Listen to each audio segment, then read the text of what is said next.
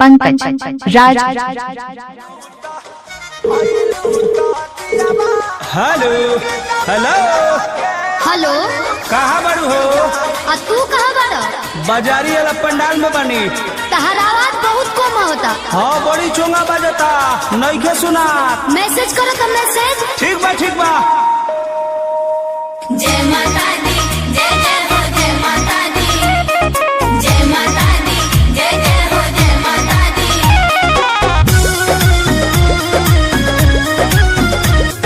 शेरा वाली, जोता वाली, लाटा वाली माँ।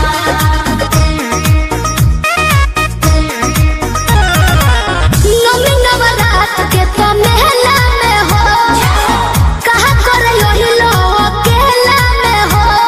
क्या करना है आप? अरे पगली आप तो पहले।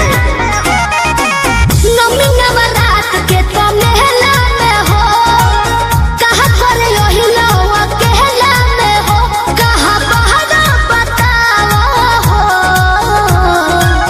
करतनी फोनवा रे हमर सोनवा, मूर्ति भी आवा हो। बुआ बुआ भेजले बिया, मैया के चढ़ावा हो। बुआ बुआ भेजले बिया, मैया के चढ़ावा हो। मरा अमर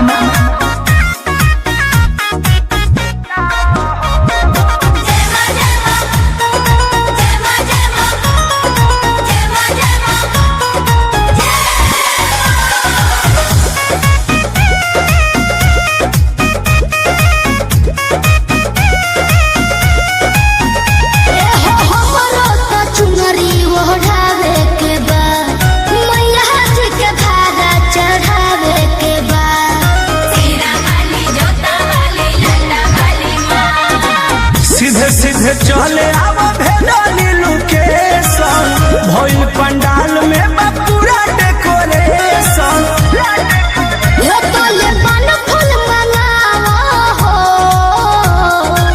करतनी फोनवा ए हमर सोनवा, मूर्ति भी आवा हो। बुआ बुआ भेजले बिया, मैया के चढ़ावा हो। बुआ बुआ भेजले बिया, मैया के चढ़ावा हो। जय माता दी, जय जय हो जय माता दी, जय माता दी, जय जय हो जय माता दी। Music by Arya Sharma. पंकज राज मरा अमर पंकज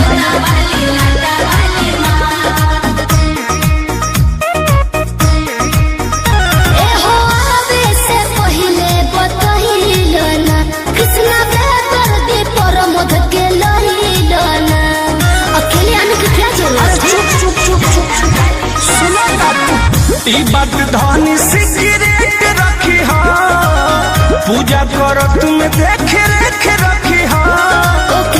जी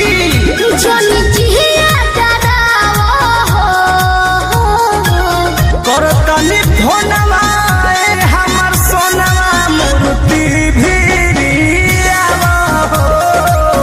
बुआ बुआ भेजले बाड़ी, मैया के चढ़ावा हो। बुआ बुआ भेजले बिया, मैया के चढ़ावा हो। नवमी नवरात के तो मेला में हो, कहाँ करे यही लोग अकेला में हो। कहाँ बहरा बताओ हो।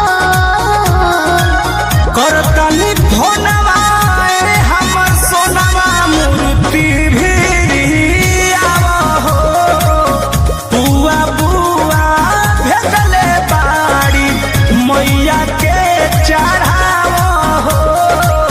बुआ बुआ भेजले बिया, मैया के चढ़ावा हो। मरा अमर करतनी फोनवा ए हमर सोनवा, मूर्ति भी आवा हो। बुआ बुआ भेजले बिया, मैया के चढ़ाओ हो पुआ पुआ पंकज राज